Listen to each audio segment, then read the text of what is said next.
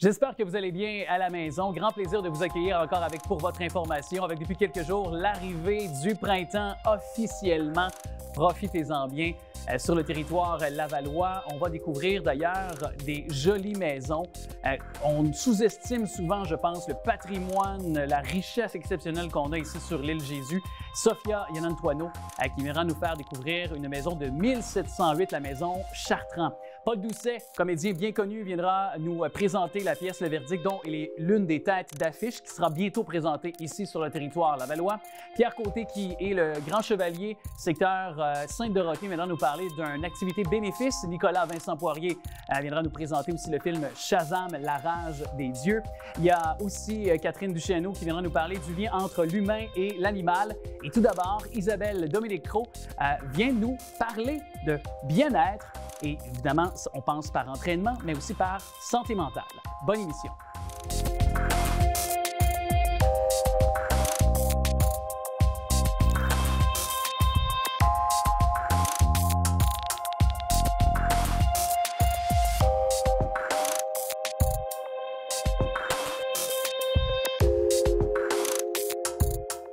Comment prendre soin de soi de façon efficace? Oui, souvent on pense nécessairement à l'aspect physique, l'entraînement physique, mais plein d'autres facettes auxquelles on peut remédier et y voir plus clair. Avec notre experte fitness, vous pouvez la suivre d'ailleurs à notre antenne, une autre émission, 2 temps, 3 mouvements.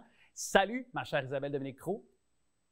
Salut Alex, comment ça va? Ça va très, très bien. Tu voulais cette semaine aborder peut-être un aspect plus large et quoi, côté motivation, même mentale, sur l'entraînement puis le conditionnement physique?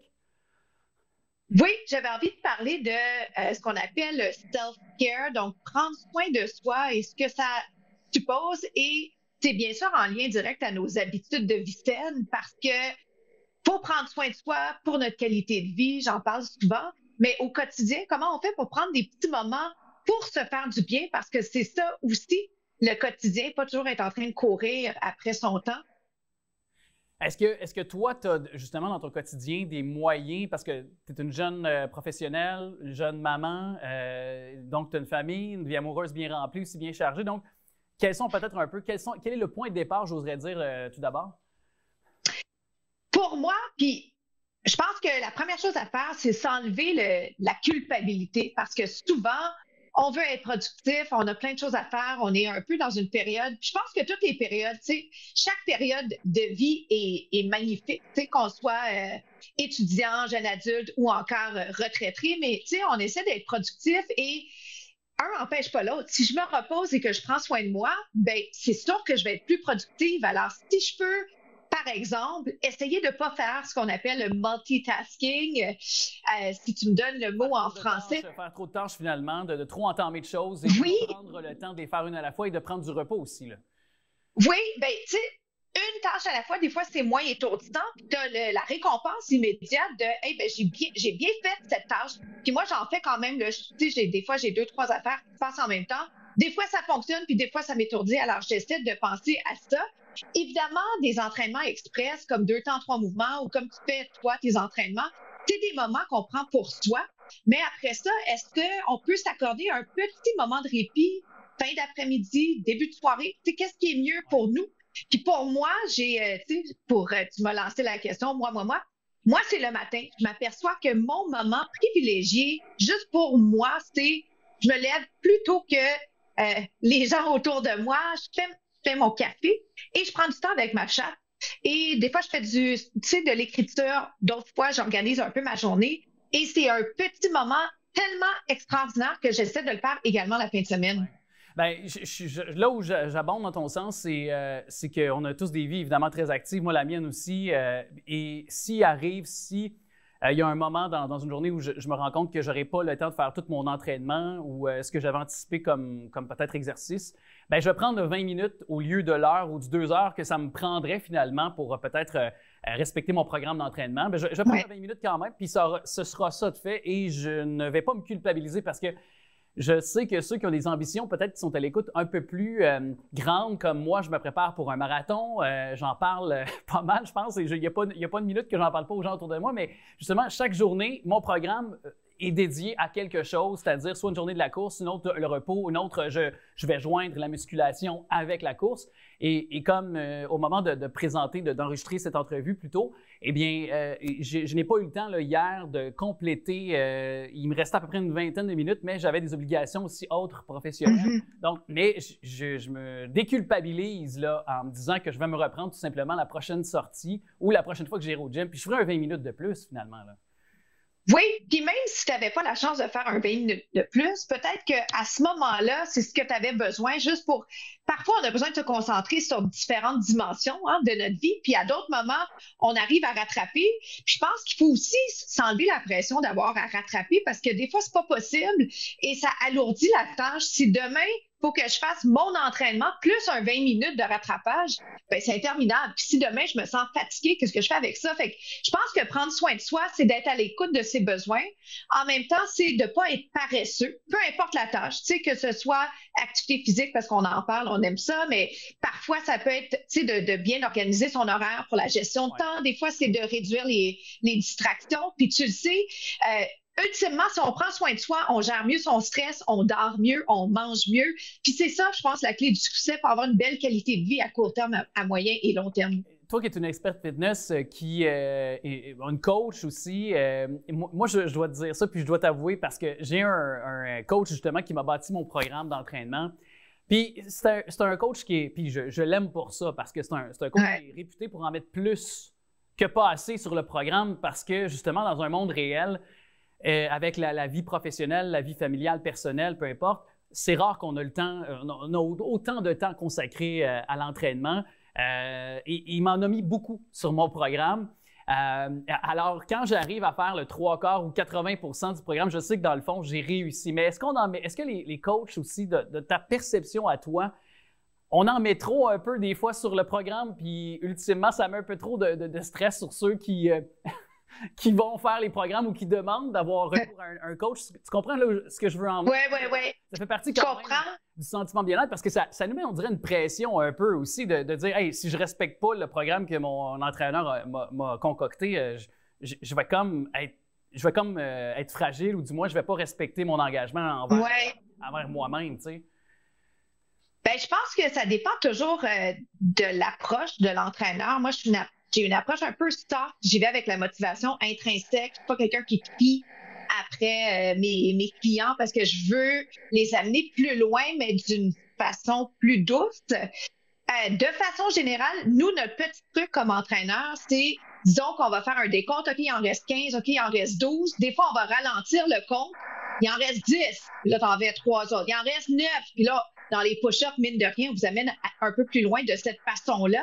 Mais je pense que c'est par rapport aux objectifs. Toi, tu as un objectif assez important et tu es rendu là parce que tu as fait le demi-marathon. On peut pousser et tu es un passionné et tu es en forme et tu n'es pas blessé. Alors, je suis certaine que ton coach a beaucoup de plaisir avec toi parce que, tu sais, le ciel est... tu sais, en anglais, the sky's the limit, pour prendre cette expression-là qui ne me vient pas en français présentement. Mais je pense que faut que ce soit réaliste. Parce que quand c'est pas réaliste, quand nos objectifs sont pas réalistes, la motivation descend. Et tout entraîneur, on évite ça parce que déjà, la motivation, c'est pas garanti. Ce qu'on essaie d'instaurer, c'est la discipline. Puis tu le sais, il y a des jours où ça nous tente pas, mais en le faisant, c'est comme, hey, Dieu merci, je suis allée. Ça me tentait pas, il faisait pas beau, j'étais fatiguée, mais je suis allée. Alors, je te dirais, ça dépend de chaque individu, mais il faut se donner la chance de se tromper, de manquer, puis de se reprendre le lendemain. Puis c'est comme ça, on est des humains. C'est ça qui arrive. Et là, on avance dans une période où on veut sortir, on veut aller courir, faire du sport, mais là, on va entrer dans la période de boîte. J'appelle ça la période de boîte parce que ça fond. Puis là, en même temps, tout va être, ça va regorger d'eau avec les bancs de neige qui vont devenir des trous d'eau. Puis là, avec la boîte, puis fait que là, ça va être un entre-deux pour les 3-4 prochaines semaines, voire le prochain mois et demi jusqu'au mois de mai. Là. Ça va être important de garder la motivation pour les gens qui sont à l'écoute aussi. Là. Oui, ça va être important de garder la motivation parce qu'on sait que c'est le printemps, mais en même temps, ça paraît pas encore ou ça paraît de façon comme sporadique. Donc, on pense que là, on peut s'habiller légèrement pour aller s'entraîner. Puis là, finalement, faut prévoir peut-être une autre couche, mais le soleil est davantage au rendez-vous. Les journées semblent plus longues. Alors, je pense qu'il faut trouver la magie dans ces petits changements, puis commençons à regarder les changements au niveau de la nature parce que tranquillement, mais sûrement, on va s'en tirer et le beau temps s'en vient. Alors, vraiment, il faut juste continuer à s'encourager, à faire du mieux qu'on peut tous les jours. Et tu sais qu'avec toi, le soleil brille toujours. Oh, petit charmeur. Je sais. Et ça fonctionne. Ça fonctionne. Je te dis à très bientôt, Isabelle. Merci beaucoup.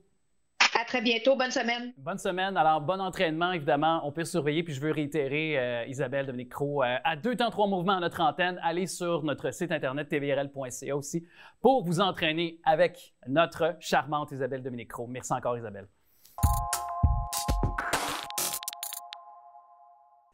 C'est une nouvelle chroniqueuse qui se greffe. Je dis nouvelle là parce qu'on on s'était parlé la première fois, on avait un peu placé le sujet, mais là, c'est véritablement ce coup de départ. Ce sera fascinant, notre conversation et les prochaines chroniques avec Sophia Inantuono. Bravo! Merci beaucoup, même si je l'ai un petit peu bégayé. Ça rappelle mon côté région un peu. Mais évidemment, tu es là aussi pour nous parler du patrimoine.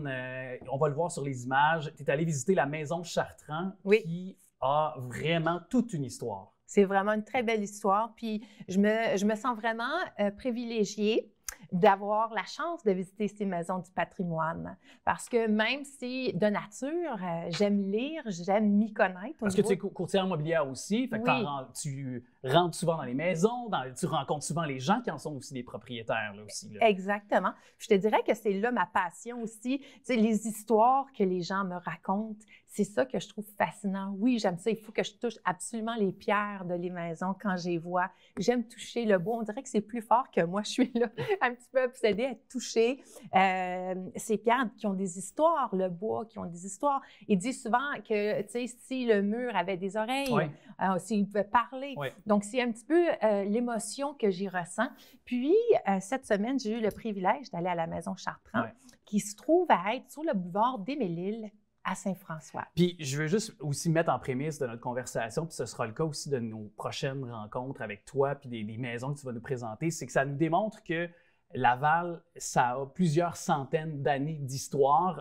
Là, on voit pousser des quartiers avec des maisons neuves, puis des gros VUS devant, mais il faut aller redécouvrir nos quartiers, nos premières maisons, notre patrimoine qu'on a à Laval. On l'oublie très souvent là, parce qu'on se voit comme une banlieue de Montréal, par exemple, sur l'île Jésus, là, mais je trouve ça fascinant que tu nous amènes ça. Puis plongeons justement dans les caractéristiques, parce que 1708, je pense, pour la maison Chartrand, là, exactement, la construction. Exact. Puis il y avait aussi une maison, évidemment, qui était plus âgée que ça. C'est la maison Forget, qui se trouve à être juste à côté de la maison Chartrand. Puis c'est vraiment intéressant de savoir que quand la maison se faisait construire dans les 1700, écoute, c'était la bataille, là, entre les nouveaux arrivés dans la Nouvelle-France et les Iroquois. OK, à cette époque-là déjà. Là. À cette époque-là. Puis là, tu sais, j'ai vu plein d'images avec des Iroquois qui emmenaient, exemple, tu sais, le père Laval dans le bout de Saint-François. C'est incroyable l'histoire qu'on a. Donc oui, tu as raison de dire qu'on n'est pas juste une banlieue de Montréal. On a beaucoup d'histoires et c'est le fun d'avoir l'opportunité aujourd'hui de partager avec les citoyens. Est-ce que la maison Chartrand a changé? Est-ce qu'elle a évolué? Parce que là, la première construction, c'est en 1708. Oui. Qu'est-ce qui reste de la première construction versus des améliorations qui ont été faites à travers les décennies et à travers les années, finalement? Oui. Bien, je te dirais qu'une grosse partie de la maison, c'est vraiment l'original. Qu'est-ce que les nouveaux propriétaires ont ajouté? C'est la cuisine d'été, qui se trouve à être sur le côté est de la maison. Parce que le reste, c'est vraiment l'original de la maison. Donc, les fondations, par exemple, originales de la maison. Exact. Les murs aussi, parce qu'on voit que sur les images, on voit c'est des murs en pierre. Là. Donc, ça a été travaillé à la main là, à l'époque. C'était fait, là, je veux dire, c'était pas comme maintenant. Là.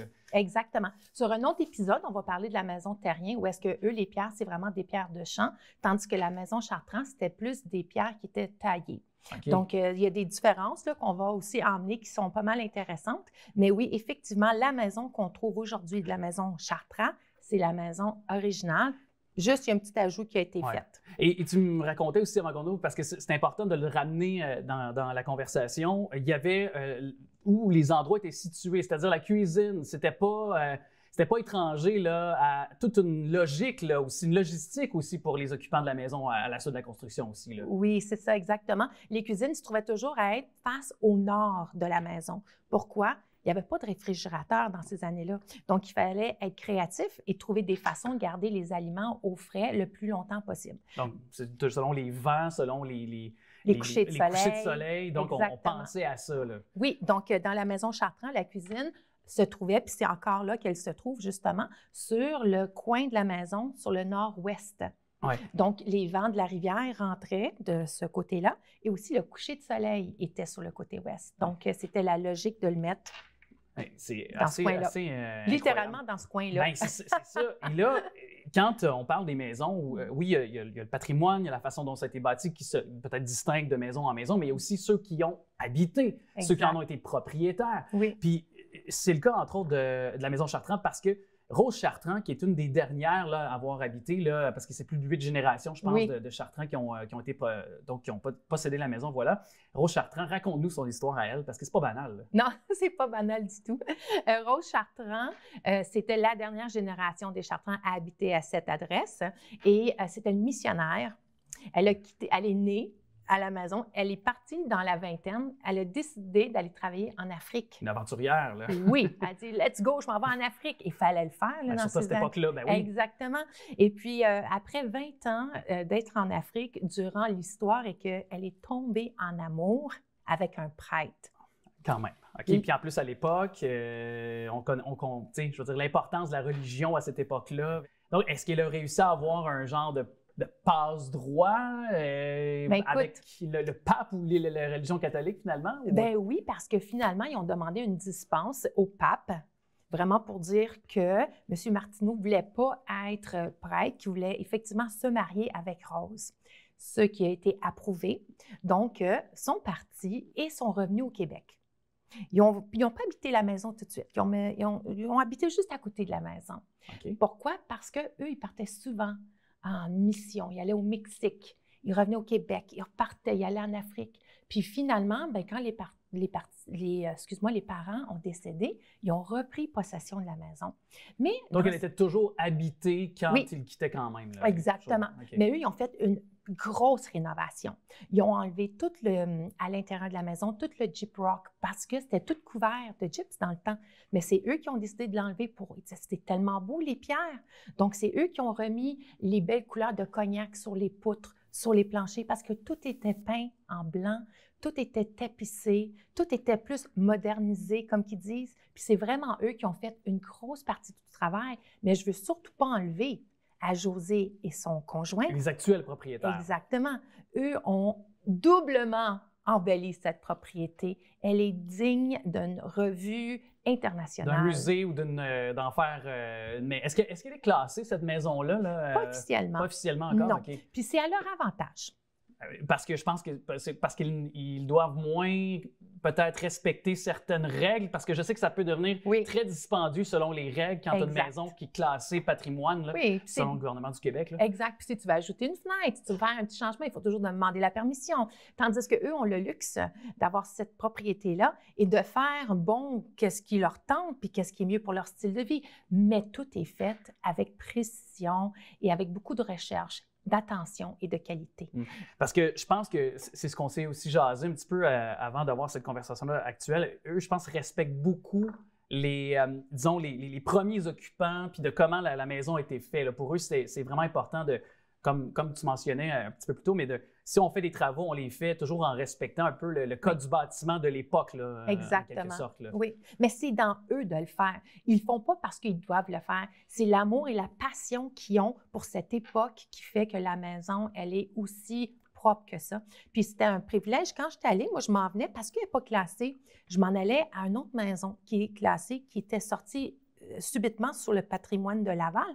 Puis celle-là, elle n'était pas. Donc, en conduisant un jour, je me suis dit « Wow, mais quelle belle maison! Comment ça, je ne l'ai pas vue, cette maison-là, sur l'Internet, comme je te disais justement la semaine passée. » Et puis, j'ai tourné, j'ai rentré, puis j'ai vu, je dis « Il faut que j'aille cogner. » Je suis allée, toc, toc, toc, et c'est José qui a ouvert la porte. Puis là, j'ai expliqué que j'étais une chroniqueuse, puis que je voulais faire ces épisodes-là. Tout de suite, elle m'a dit « Oui. » Elle a ouvert la porte, Elle dit, viens-t'en, Sophia, je veux te montrer. Ouais. Donc, l'ouverture d'esprit, la passion, Ouais. le partage, c'est là. Donc, on le ressent dans la maison. Puis on a peu de temps à notre conversation, mais ce qu'on voit sur les images aussi, c'est qu'ils ont eu aussi ce désir de meubler, aussi de décorer aussi la maison, à l'esprit aussi de la maison finalement, de comment elle est configurée, là. Donc, c'est beau comment on a meublé l'intérieur de la maison aussi, je trouve. Oui, c'est très beau, c'est très chic. Si on regarde la cuisine, ils ont gardé un beau poêle qu'ils ont acheté qui est très rustique, qu'on s'attendrait de voir dans ces années-là. Les comptoirs, le bois massif, toute la façon qu'ils ont restauré les fenêtres, tout est tellement beau qu'on ne peut pas dire « Ah, ça, c'est nouveau, ça doit être original. » On ne le sait pas parce que c'est tellement bien fait. Et tu fais tellement bien ça que tu reviens, c'est sûr, nous parler d'une autre maison, ça, c'est une évidence. Merci beaucoup, Sophia. Ça me fait plaisir. Merci beaucoup. Vraiment beaucoup. À très Bonne bientôt. journée. Merci. Les avocats sont parfois dépeints négativement, mais la pièce qui sera bientôt présentée le 28 avril à la salle vraiment André Mathieu de Laval vont vous démontrer leur savoir-faire et leur impact qu'ils ont eu dans plusieurs grandes causes au Québec. Justement, on reprend de grandes plaidoiries dans 4 causes qui ont marqué le Québec avec cette pièce, dont notre invité est la tête d'affiche avec Marie-Thérèse Fortin. Monsieur Paul Doucet qui est avec nous, comédien bien sûr que vous connaissez depuis de nombreuses dates, vous l'avez vu dans des films, mais qui est aussi dans la pièce Le Verdict. Bonjour. Bonjour. Merci d'être avec nous. Évidemment, au fond, sur cette pièce, Le Verdict, donc, on reprend quoi? Des grandes causes, des grands procès qui se sont passés au Québec, littéralement, là. Oui, effectivement, c'est la plaidoirie donc de 3 grandes causes. En première partie du spectacle, ces 3 grandes causes qui ont marqué effectivement l'histoire. C'est comme ça qu'on présente le début du spectacle en entrant sur scène. Et les causes sont des grandes causes qui ont une portée sociale, qui ont fait aussi bouger les choses au niveau de la loi. On parle de la cause qui a opposé l'État à Henry Morgenthaler en 1973 sur le droit, en fait, qui a mené ultimement à la légalisation de l'avortement au Canada. Ensuite, on a une cause sur les conjoints de même sexe qui a eu lieu en 2001. Donc la cause des conjoints de même sexe qui a eu lieu en 2001, qui a été plaidée par Anne-France Goldwater, d'ailleurs, avocate très colorée, connue aussi par le public, de par ses interventions en télévision dans différentes ou bien dans des entrevues ou bien dans certaines émissions où on la voit. Finalement, la représentation de l'avocat des Premières Nations, Jean-François Artaud, devant la coroner Jeanne Kamel sur le décès de Joyce Echaquan à l'hôpital de Joliette. Évidemment, quelque chose qui a marqué tout le Québec et qui est encore très, très frais dans nos esprits. Ouais. Fait que ça, c'est la première partie du spectacle. Dans la deuxième partie du spectacle, on donne l'occasion au public d'être jury. Et Marie-Thérèse et moi, on a organisé ça d'une certaine façon. C'est la plaidoirie de la défense contre la plaidoirie de la couronne dans une cause sur un meurtre au premier degré d'un policier. Et de la façon dont on le fait normalement, une plaidoirie, c'est vraiment un avocat qui parle à la fin du procès, qui a sa dernière chance donc de faire valoir son point face au jury. Nous, on s'intercale un peu dans nos textes pour se répondre un petit peu plus. Alors, il y a un peu une joute derrière ça et on demande aux gens de rendre leur verdict sur cette cause-là après avoir entendu nos 2 plaidoiries. Ce qui rend... oui. Je vous interromps, mais parce que vous avez nommé des grandes causes, est-ce que vous vous êtes vraiment pour préparer pour ces rôles-là, pour plaidoyer? Non seulement vous avez étudié un peu les façons de faire des avocats, mais aussi les causes, ni plus ni moins, vous les avez peut-être aussi étudiées également davantage aussi pour être encore plus, pour comprendre encore plus la teneur finalement de ces grandes causes historiques-là. Oui, ben, dans tout travail théâtral, puis c'est la beauté du théâtre, c'est qu'on a le temps justement on a le temps justement de creuser la question, d'échanger aussi entre nous les différents participants sur qu'est-ce qu'on retient de ça, qu'est-ce qui nous intéresse là-dedans, et effectivement d'aller voir un peu plus loin. Je pense à la première cause qui est celle de l'avortement. Henri Morgenthaler, Marie-Thérèse a voulu aller plus loin, tu sais, elle a pris, parce que évidemment les plaidoiries qu'on livre, c'est des condensés. Hein. Il y a quand même 2 auteurs, Yves Thériault et Nathalie Roy, qui se sont penchés là-dessus après avoir fait le choix, ultimement, de ces causes-là, de faire un travail d'édition aussi, parce que les plaidoiries sont infiniment plus longues que ce que l'on livre. Ouais. Mais on vous donne un essentiel. Ils sont allés chercher vraiment les meilleurs moments, des points de droit aussi, des mises en contexte, et l'aspect émotif de certains passages de ces plaidoiries-là. Et ils en ont fait un tout qui se tient à peu près dans 20 minutes, qui livre l'essentiel de ce qui a été dit. Il faut dire aussi que même s'il y a une édition, même s'il y a certains passages qui ont été enlevés parce que, beaucoup trop long, ce sont les mots de ces avocats. Donc, c'est vraiment un verbatim, c'est un mot à mot. On ne dit rien là-dedans qui n'a pas été dit en cours par l'avocat au moment de livrer sa plaidoirie. Mais effectivement, oui, on s'est penché là-dessus. Je sais que Marie-Thérèse, par exemple, pour cette cause-là, a lu un livre sur la vie d'Henri Morgenthaler. On s'est penché aussi sur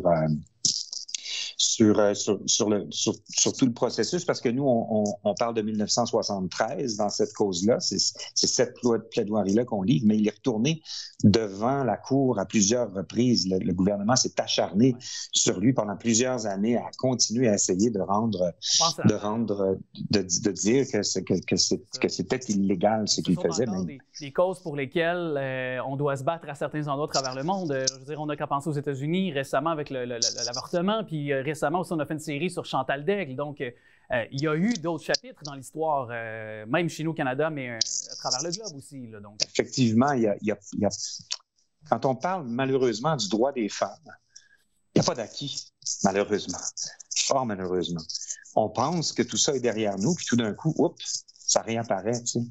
Effectivement, c'était au mois de juin, d'ailleurs, ça que la Cour suprême a renversé l'arrêt Roe versus Wade, et on était, nous, à ce moment-là, en train de faire un choix sur quelle plaidoirie on allait garder, parce qu'on en avait une de plus. On avait, à l'origine, 4 plaidoiries, plus cette dernière partie-là, le couronne contre défense. Et on s'est rendu compte que ça faisait un spectacle beaucoup trop long, et on s'est dit, il va falloir faire un choix. Et là, quand cette décision-là de la Cour suprême des États-Unis est arrivée, le choix s'est imposé de lui-même. On a dit, on ne peut pas passer à côté de parler de l'avortement. C'est d'actualité encore aujourd'hui, aussi incroyable que ça puisse paraître. Ouais. Fait qu'effectivement, la réalité nous a rattrapé un peu. Ouais. Et je voulais vous demander aussi, à la suite, parce que là, évidemment, ça fait plusieurs représentations que vous donnez, et bon, celle du 28 avril aussi, qu'on ne manque pas à la salle André Mathieu de Laval. Est-ce que ça vous a donné une plus grande compréhension du rôle d'un avocat et plus de respect aussi pour la fonction qu'est être avocat pour vous, là? Ben absolument. Quand tu commences à réfléchir, à regarder comment l'avocat réussit à articuler ses points, la précision, le détail. On a eu aussi la chance de jouer devant certains intervenants. Moi, j'ai joué devant Maître Larochelle, par exemple, qui fait la plaidoirie de la défense que je fais dans la dernière partie du spectacle. Joël Saint-Germain aussi, qui était l'avocate de la Couronne, est venu voir le spectacle. Tout dernièrement, on a fait une représentation, et la coroner Jeanne Kamel, qui était celle qui a livré le rapport suite au décès de Joyce Echaquan à Joliette, était dans la salle aussi. Puis qu'on a un contact aussi avec ces gens-là. On a la chance d'échanger avec eux par rapport à tout ça, puis par rapport à leur travail. Puis il y a quelque chose qui m'a frappé, parce que un peu bon enfant avec Maître Larochelle, par exemple, il me disait vous êtes très bon, vous êtes meilleur que moi, vous prenez pas de notes, en plus vous avez eu un rappel, tout ça. Mais je me disais, mais moi, je veux dire, si je me trompe dans mon texte un soir, il n'y a pas mort d'homme. Et la pression de représenter quelqu'un que si tu te plantes, va peut-être se retrouver avec une sentence de 25 ans de prison. Et si tu fais ta job correctement, pourrait possiblement éviter ça. Il y a une pression énorme qui vient avec ce travail-là. Et quand tu regardes le détail des plaidoiries, la manière avec laquelle on va rechercher justement des points de droit, qu'on va chercher d'autres arrêts, d'autres jugements dans d'autres causes, mais qui amènent un point dans la nôtre. Il y a un travail de recherche exceptionnel. Il y a un travail d'une précision inouïe. Et il y a aussi toute la livraison de ce contenu-là qui est en bout de ligne pour convaincre un juge ou un jury. C'est d'une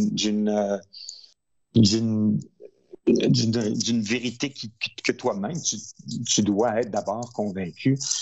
Et effectivement, quand on voit et quand on lit dans le détail, c'est aussi les commentaires qu'on a de gens qui viennent voir le spectacle, c'est qu'ils nous disent, oui, bon, l'affaire de Joyce Echaquan, on en a entendu parler, on a vu la vidéo un peu parce que ça a fait le tour du monde, on a vu quelques entrefilets dans les journaux, on a compris ci, on a compris ça. Ultimement, on s'est fait une petite idée et là, on vous écoute et on voit vraiment il livre vraiment je vais faire un anglicisme parce que je n'arrive pas à trouver le bon mot, mais un play-by-play de son entrée à l'hôpital le vendredi soir jusqu'à son décès le dimanche matin.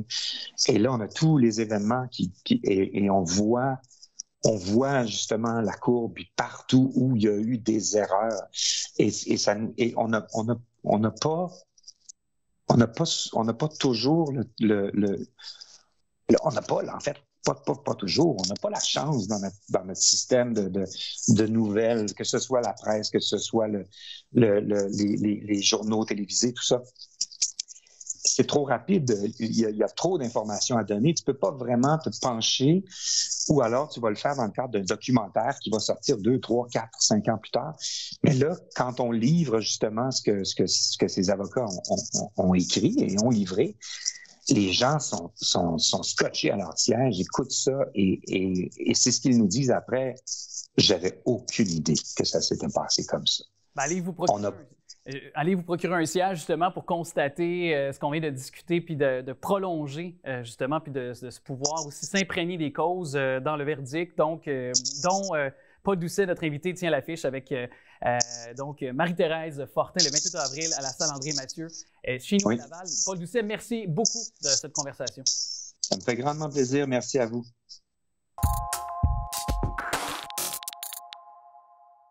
Le mouvement des Chevaliers de Colomb est toujours bien vivant et puis il y a bientôt chez nous à Laval, au mois d'avril, activité de financement qui viendra au profit d'ailleurs de la Maison de la Sérénité. On en parle avec M. Pierre Côté, notre invité, qui est grand chevalier, président du Conseil de Sainte-Dorothée. Bonjour à vous. Bonjour. Merci. Parlez-nous justement de cette journée. D'ailleurs, on ne parle pas de souper spaghetti, on parle d'une journée spaghetti. Une journée spaghetti. Antérieurement, on le faisait au Sheraton Laval.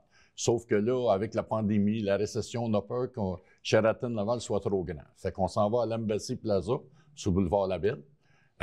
C'est toute la journée au complet. Ça coûte 15 $. On nous dit que c'est pas cher. Fait qu'on espère avoir beaucoup de monde. Tout comme vous avez dit, les profits vont à la Maison de la Sérénité. Beaucoup de chevaliers de colons ont eu recours à cette maison-là, autant pour les conjoints que les enfants, tout ça. Ça fait que c'est une œuvre qu'on fait. C'est des œuvres qu'on fait à travers le mouvement. Oui, parce que rappelons que quand même, les Chevaliers de Colomb, on s'implique dans plusieurs causes, dans plusieurs aussi activités sur le territoire lavallois là, depuis très longtemps. Là. Oui, on aide beaucoup. Chaque conseil a sa particularité, aide le monde qui est autour de chez eux. Et d'ailleurs, il y a une école à Laval qui a besoin de sous présentement, parce qu'il manque de jouets pour les enfants autistes. Et les 5 conseils de Laval se sont mis ensemble pour fournir une somme d'argent pour l'école en question. Fait que l'école est bien contente. Nous, à Sainte-Dorothée, on donne à Saint-Vincent-de-Paul, on donne à des écoles aussi, puis d'autres organismes qui en ont besoin. Ouais.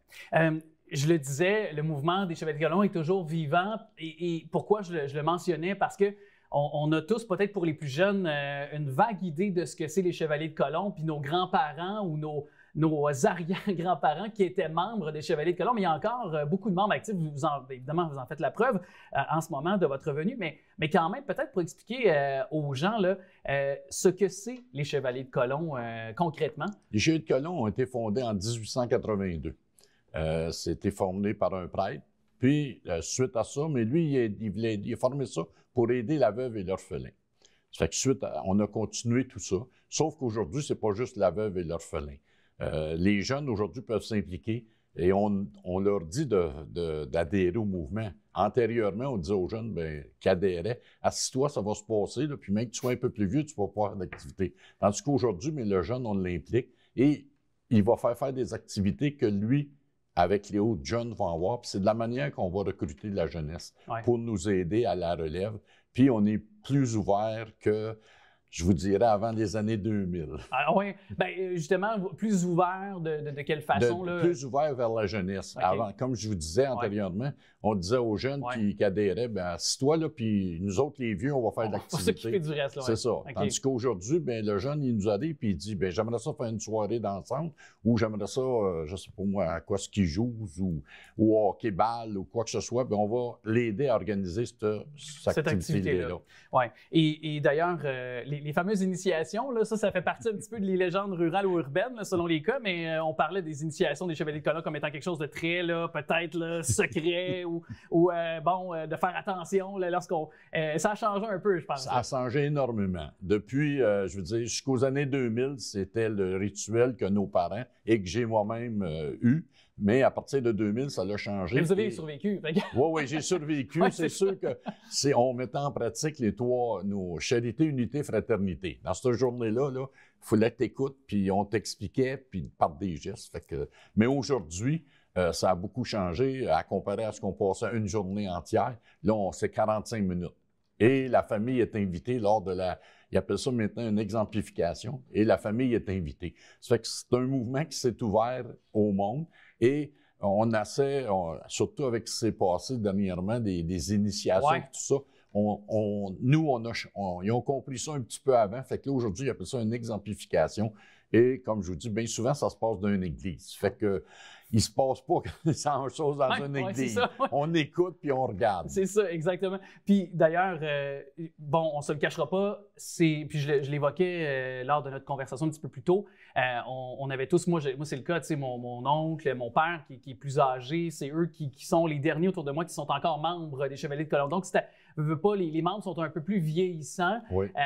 Est-ce qu'on est en manque beaucoup d'effectifs? On a combien d'effectifs à peu près? Là, dans la région de Laval, dans les 5 conseils de Laval, on est à peu près 8000 membres. Oh, quand même. Au niveau du Québec, on est rendu à 80 000 membres. On a déjà été 125 000. Ça fait que, mais avec le changement d'exemplification, ça ne nous a pas aidé parce que, excusez, comme on dit, les vieux, ils aimaient bien l'ancienne manière, mais comme on dit, on est en 2023. Il faut évoluer. Exactement. Tu ne peux plus faire ce que tu faisais en 1980, tu ne peux plus le faire aujourd'hui. C'est sûr. Et donc, si on revient pour clôturer donc, notre conversation à M. Côté, donc c'est possible dès maintenant, on peut se rendre directement lors de la journée du souper spaghetti le 30 avril, on peut payer sur place. Est-ce qu'il y a une manière qu'on peut acheter des billets davantage à l'avance? Il y a une manière, si vous contactez, vous regardez dans le directory, vous cherchez un conseil des Chevaliers de Colomb. Il y en a un à Fabre, il y en a un à Fabreville, il y en a un à Pont-Vieux, il y en a un de Saint-Elzéar, puis un à Sainte-Dorothée. Comme vous, oui. Oui, c'est ça. Fait que là, vous appelez là, vous laissez un message s'il n'y a pas personne, puis la personne va se faire un plaisir d'aller vous vendre, aller vous porter vos billets pour la journée spaghetti. Oui, et rappelons-le, les profits vont être remis à la Maison de la Sérénité de Laval. Oui. Alors, on agit évidemment pour une excellente cause en même temps. On aura bien du plaisir. Période de socialiser, facile pour socialiser entre Chevaliers de Colomb, entre anciens peut-être. Oui, c'est possible d'avoir un échange intergénérationnel. C'est ça aussi l'occasion de le faire avec cette rencontre-là. Donc, de 10h à 19h, c'est du côté de l'Embassy Plaza. C'est sur le boulevard Labelle, bien sûr, à Laval, avec cette journée spaghetti le 30 avril prochain. Monsieur Pierre Côté, grand chevalier, président du Conseil de Sainte-Dorothée, merci beaucoup. Ça me fait plaisir, puis bienvenue à tous. Nouveauté cinéma, c'est avec Nicolas Vincent Poirier. Salut! Salut, Alex! Shazam avec The Fury of the Gods, soit Shazam, la rage des dieux. Film qui m'a tellement déçu. Écoute, à la base, il faut avoir apprécié la version de 2019. Écoute, moi, j'ai bien aimé le film de 2019. J'ai trouvé que ça avait un côté... À la fois, ça nous rappelait un petit peu les films un peu plus épeurants, mais pour jeunes, qu'on avait comme dans les années 80-90. Et à la fois, c'est ça, c'est un film de super-héros quand même très divertissant. Et celui-ci, le deuxième, eh bien, oui, t'es pas le seul qui a été déçu, Alex. Il y a beaucoup de monde qui ont été déçus. Moi, j'ai trouvé que c'était un bel effort. J'ai trouvé ça bien. J'ai trouvé qu'il y avait un peu la même ambiance et style que dans le premier, quoique c'est toujours le même réalisateur qui l'a fait, là. Et le réalisateur, justement, c'est quelqu'un qui était dans l'horreur avant. OK? Donc, le look un petit peu... dans l'horreur. Le look un petit peu épeurant avec les monstres et tout ça qu'on a l'habitude de voir dans ces deux films-là, eh bien, c'est vraiment à cause du réalisateur David Sandberg qui a fait Annabelle, le film en 2017 avec la poupée maléfique. Et lui, eh bien, c'est un protégé de James Wan qui a fait l'univers cinématographique de Conjuring, qui a fait une tonne de films d'horreur, Décadence, et qui a réalisé le premier Aquaman, qui est le deuxième qui va sortir bientôt.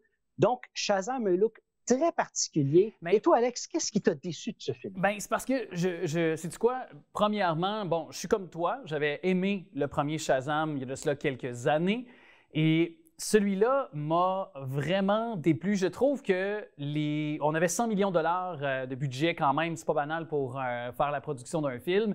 Puis, personnellement, je trouve que les effets visuels, surtout quand on a un film de super-héros, c'est pas nécessairement toujours avec le rôle des acteurs qu'on va impressionner. C'est nécessairement avec les effets visuels, la direction aux photos aussi. Mais là, on s'entend là-dessus. C'est un gros zéro côté aspect visuel dans ce film-là. C'est quand même mieux que le dernier Ant-Man.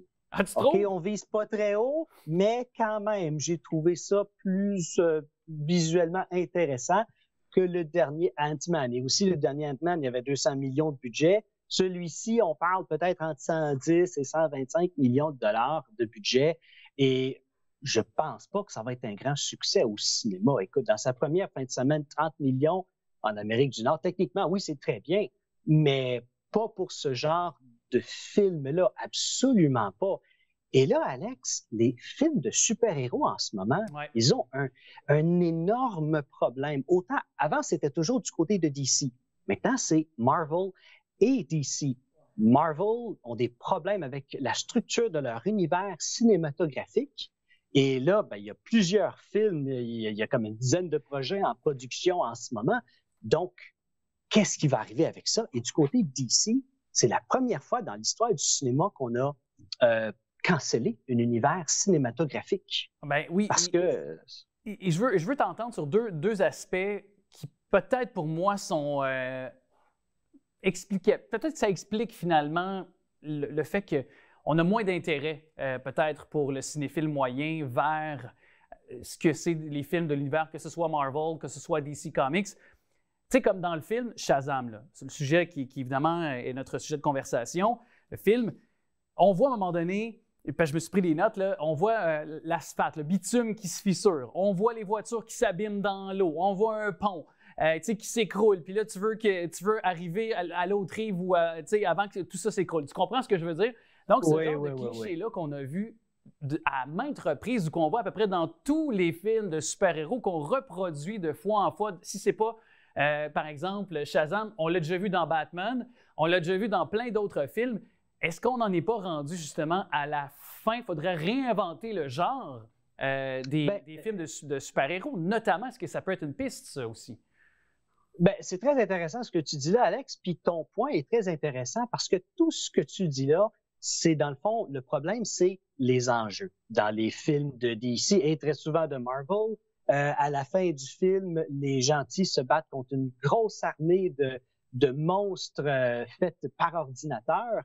Et les enjeux dans un film, comme je prends l'univers cinématographique de Marvel, à un moment donné, quand l'enjeu, c'est la moitié de l'univers à cause de Thanos, eh bien, c'est pas un plus grand enjeu que ça. À un moment donné, il faut avoir des enjeux un peu plus petits. C'est pour ça qu'ils veulent faire le prochain Spider-Man qui va comme rester dans les rues. Il va pas aller dans l'espace comme dans les Avengers ou ailleurs, là. Ouais.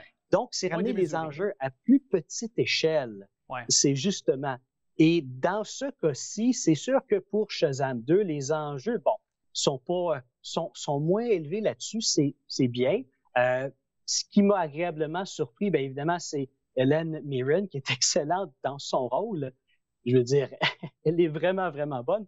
Et pour ce qui est du reste, Lucy Liu, elle est très bonne dans son rôle aussi. Les acteurs, c'est pas eux le problème. La réalisation est bonne. Le scénario est très, très correct.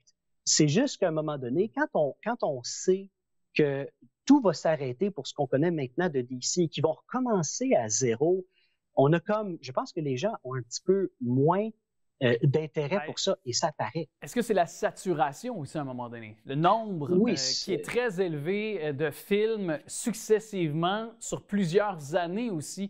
Avant, on avait moins d'univers, on avait moins de super-héros dans les univers respectifs et il y avait quand même plusieurs années d'écart entre chaque film aussi. Oui, ben c'est ça. Mais pourquoi est-ce qu'il y en a plus? Ben, c'est pas compliqué. Si ça marche, on va en faire plus. C'est ça, mais on a trop pressé le citron. Là. C'est là où je vais en venir aussi. Là. Exactement. Ben, le cinéma, Alex, c'est comme n'importe quoi. Il y a des modes et depuis une vingtaine d'années, on est dans la mode des super-héros. Comme là, une cinquantaine d'années, c'était les cowboys. Et dans 20 ans, ben, s'ils ne changent pas, ça risque d'être d'autres choses. Ça va être moi. Ça va être toi le super-héros? Non, je pense pas. Je pense pas que je vais être le super-héros. Mais hey, arrête ta modestie, ta fausse modestie. Arrête ça. Oui, ben merci beaucoup, Alex. Mais quelque chose que j'ai vraiment apprécié de Shazam 2, et ça, il faut que je le dise, c'est la plus belle pub de Skittles que j'ai vue. Les Skittles, leur publicité, je les adore, c'est tellement drôle. Mais pour Shazam 2, ils ont poussé ça encore plus loin. J'en dirai pas plus, mais je sais pas pour toi à quel point tu as trouvé ça drôle qu'on amène les Skittles là-dedans, là, vers la fin. Là. On peut-tu dire les superbes licornes amadouées par des Skittles? On peut dire ça. Non, c'est correct. Tu dis pas tant de spoilers que ça. Okay. C'est correct, Alex. Mais vraiment, c'est un moment que j'ai trouvé super drôle. Mais encore une fois, moi, je regardais ce film-là et je me disais comme, OK, c'est vraiment bien, mais il n'y en aura pas de troisième. Quand même que ce film-là aurait été un énorme succès au box-office, ce qu'il ne sera pas clairement. Ouais. Même si ça aurait été un énorme succès, il n'y en aura pas de troisième. Et le film Flash sort cet été. Ça, c'est l'avant-dernier film de l'univers qu'on connaît de DC au cinéma.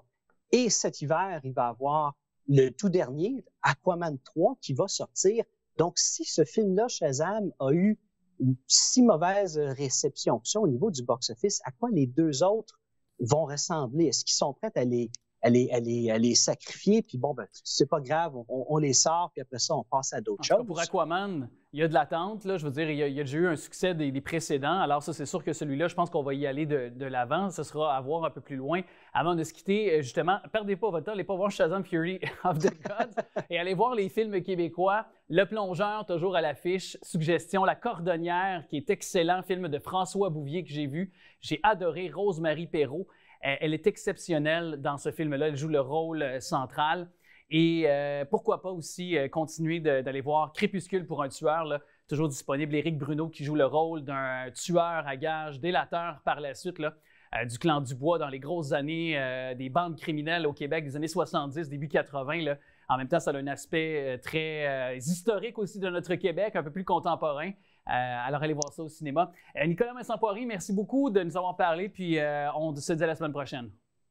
Oui, à la semaine prochaine, Alex.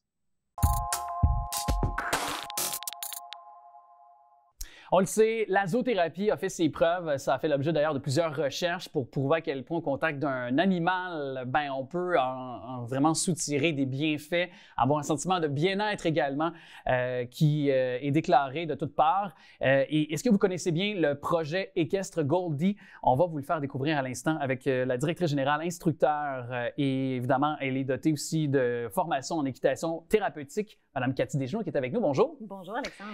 Merci de prendre le temps de venir nous voir. Puis tout d'abord, allons-y de façon très simple, mais ce qu'est ce projet équestre Goldie? C'est le meilleur projet. Donc, si je résume ça rapidement, écoute, le projet équestre Goldie, on existe depuis 1999, donc depuis 24 ans. Ce qu'on fait chez nous, c'est pas la zoothérapie, mais de l'équitation thérapeutique, donc de la réadaptation avec le mouvement du cheval. On travaille conjointement avec les physios, les ergos pour monter des plans d'intervention pour faire des réhabilitations à cheval. Donc, c'est un petit peu plus que la zoothérapie. Encore un peu plus. Et d'ailleurs, il y a plusieurs formes d'intervention que vous faites toutefois. Oui. C'est ce que je voyais, c'est ce que je constatais, de thérapie que vous pouvez offrir aux gens. Là. Oui, si je résume sans prendre des grands mots pour faire ça simple, c'est vraiment, on va travailler, notre clientèle, c'est déficience intellectuelle, déficience physique, troubles du spectre de l'autisme, trisomique, gestion d'émotions, d'anxiété, tout ça. Donc, il y en a qu'on va aller plus vers l'hypothérapie. Donc, on va travailler avec un professionnel de la santé comme un ergothérapeute pour moduler des exercices à cheval. Parenthèse rapide, vous ne soyez pas surpris si vous venez chez nous, vous voyez un enfant qui est assis à l'envers sur le cheval. Là. Pourquoi? C'est parce que l'abduction des hanches, du bassin va être différente. Le mouvement des chevaux, exactement. Lorsqu'on est au trot, par exemple, ça peut avoir une incidence heureuse sur le pas besoin d'aller au trot, on peut rester au pas. Oui, OK. Et le choix du cheval est très important. Aussi? Oui, un exemple, j'ai un enfant qui est très spastique, je ne prendrai pas un cheval qui a un mouvement gauche-droite. Je vais augmenter sa spasticité. Donc, ça va prendre un cheval qui a un mouvement devant et derrière pour aider. Ah oui. Donc oui, c'est très touché. C'est très, oui, c'est ça. Puis d'ailleurs, les chevaux qui sont, que vous avez pour évidemment entrer en contact avec les gens, votre clientèle chez vous, est-ce que c'est des chevaux qui sont formés pendant très longtemps? Est-ce que c'est des chevaux qui sont dotés, je ne sais pas, je vais le dire comme ça, mais peut-être d'une sensibilité différente ou vraiment d'un contact qui est particulier là, avec les êtres humains, là, par exemple? Oui, tu as utilisé un très bon mot, sensibilité. C'est une proie dans la nature, un cheval, comme tu le sais probablement. Donc, c'est pour ça que c'est des êtres incroyables pour faire ce qu'on fait chez Goldie. Et oui, le choix du cheval est super important. De par sa démarche, si on a des cas physiques, mais de par sa personnalité. Comme nous, les humains, il y en a ils vont être plus, comment je pourrais dire, réactifs par rapport à ce qui se passe à l'extérieur. D'autres plus social, peut-être? Oui, un petit peu trop, des fois. Okay. Donc, c'est des chevaux qui doivent être très, très bien désensibilisés à tout bruit, toute activité qui peut arriver autour pour être sûr qu'on a une sécurité pour nos cocos là, à cheval. Ah oui. Puis, je ne suis pas étonné parce que, puis là, c'est une parenthèse que je vais vite refermer là, dans cette conversation, mais je sais qu'à une certaine époque, les ramancheux, dans les campagnes d'où je viens, là, il y avait même, semble-t-il, que lorsqu'on mettait quelqu'un sur un cheval, le mouvement d'un cheval qui bouge, justement, lorsqu'on parlait en trot ou peu importe, ça a l'air que ça arrêtait le sang. Ah, mais ça, je ne le connais pas. Ben oui. Vous aider? Non, c'est ça, mais quand on dit que ça peut aider dans toute sphère, là, puis j'ai plusieurs histoires Ce qui est prouvé, par contre, c'est neurologiquement parlant. Donc, la démarche d'un cheval va refléter la démarche humaine. D'un cheval, mais pas d'un poney, bien important. Oui, aussi. Donc, c'est pour ça. Parce qu'un poney, oui, on peut travailler plein de choses, mais si on a quelque chose de physique à travailler, donc on doit aider l'humain pour sa démarche, par exemple, on doit utiliser un cheval d'une grandeur de cheval et non poney, parce que neurologiquement parlant, on ne fait pas le même travail. Puis lorsque vous, parce que là, je le disais, vous êtes donc instructeur, vous êtes formé. Qu'est-ce que vous devez faire comme formation pour pouvoir interagir à la fois avec un client, exactement, mais le cheval aussi, bien sûr, en l'occurrence aussi. Là. Oui, c'est sûr qu'il faut avoir une bonne base côté cheval. Il faut connaître les comportements du cheval pour anticiper, justement, si on voit que le cheval a peur de quelque chose ou quoi que ce soit. Mais on doit connaître, on doit avoir des études sur le mouvement du cheval pour utiliser le cheval correctement avec les objectifs qu'on a avec nos enfants. Très important. Aussi, là. Oui, très important. C'est sûr, on ne s'improvise pas du tout. Là, Non, il y a beaucoup d'études, il y a beaucoup de formations à faire et ça ne se fait pas du jour au lendemain. Il faut travailler sur le terrain énormément aussi, en plus des certifications qu'on doit aller Parce chercher. que vous êtes certifié, il faut le dire. Oui, les gens chez vous sont certifiés. Ils sont certifiés par l'Association canadienne d'équitation thérapeutique. Oui, qui sont des normes très rigides. C'est strict, là, quand oui, même. mais c'est parfait. Ça nous permet justement d'avoir notre nom depuis 24 ans et d'avoir bâti cette réputation. C'est ça. Notre clientèle, elle nous est envoyée par le milieu médical, donc c'est pas pour rien. On doit faire un bon travail quelque part. Ben, je pense que oui. Je pense que oui. Puis d'ailleurs, on évoquait, parce que je disais qu'en prémisse de notre conversation, que, entre autres, la zoothérapie, puis bon, évidemment, vous, c'est de façon thérapeutique, mais quand même, c'est prouvé. Puis on voit souvent, on rit un peu de ça, puis on tourne ça à la rigolade, mais sur Facebook ou sur les réseaux sociaux, on voit des gens qui regardent des vidéos de chats, Oui. des vidéos de chatons, tout ça, d'animaux en général. Mais c'est prouvé selon un sondage, d'ailleurs, que TELUS a fait. Là. Oui, si tu me permets justement, Oui. TELUS ont sorti, si vous avez la chance de voir ça, c'est un 15 minutes de pur bonheur. C'est les moments doux de TELUS. Vous allez sur la chaîne YouTube de TELUS et c'est leurs animaux super mignons qu'on voit dans les leur publicités. publicité, exactement, que vous allez retrouver en plus. Mettez du son, par exemple, parce que vous voyez les bruits nature et tout. Et oui, ça a été prouvé. Il y a eu des études qui démontrent que juste en regardant des images ou une vidéo, que ça baisse la tension artérielle, ça baisse l'anxiété, tout ça. Donc, gâtez-vous puis allez voir ça, ça vaut la peine. C'est quand même, en plus, tu sais, on s'entend que juste voir un feu dans un écran dans le temps des fêtes, ça nous donne le roucoulement facile, fait qu'on peut s'entendre que sur les animaux, ça doit être, c'est le cas, c'est la donne. Donc, c'est bien intéressant. Puis ça, évidemment, on a encore un petit peu de temps ensemble, Mme Deschenaux, mais les gens qui aimeraient avoir de l'information, est-ce que c'est très dispendieux, par exemple, pour avoir des recours, si je reviens à des soins thérapeutiques, est-ce que c'est financé? Est-ce qu'il y a des façons de... Bien, bonne question. Chez nous, chez Gaulier, une de nos missions, c'est ce qu'on charge aux parents, si vous me permettez le terme, équivaut à 50 seulement des frais de l'exploitation du centre. L'autre 50 on va le chercher sous forme de donation avec les fondations et tout ça. Donc, notre but, c'est d'offrir l'équitation thérapeutique au meilleur coût possible. Il y a des subventions gouvernementales et tout qu'ils peuvent avoir, là. Mais c'est pour ça. Ça fait partie de notre mission, oui, d'offrir un bon service, mais aussi au meilleur coût possible pour les parents. Merci de faire œuvre utile parce que je sais que c'est au contact des animaux, à quel point on a tous des...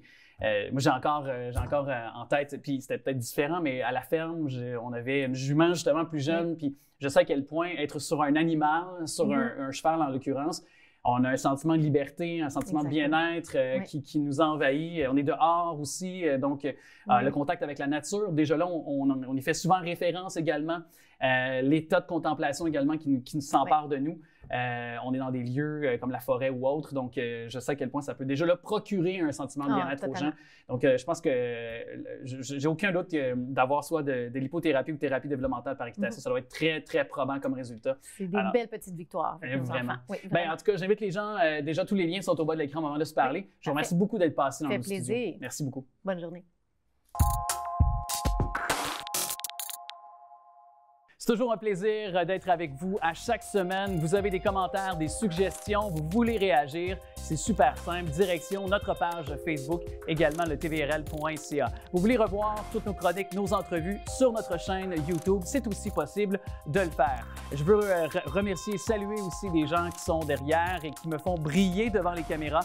Tommy, également Daniel, il y a Jacques qui contribue aussi, Alain à la réalisation et Manon aussi, précieuse Manon, à la recherche. Vous pouvez nous supporter aussi en achetant vos cartes de bingo, en vous rendant dans les différents points de vente. N'oubliez pas, cette semaine, pour notre bingo qui a lieu tous les dimanches, 9h30, 3 500 $ en gros lot à gagner, dont 2 250 $ pour la carte pleine. On se dit à très bientôt pour une autre édition de Pour votre information. Salut!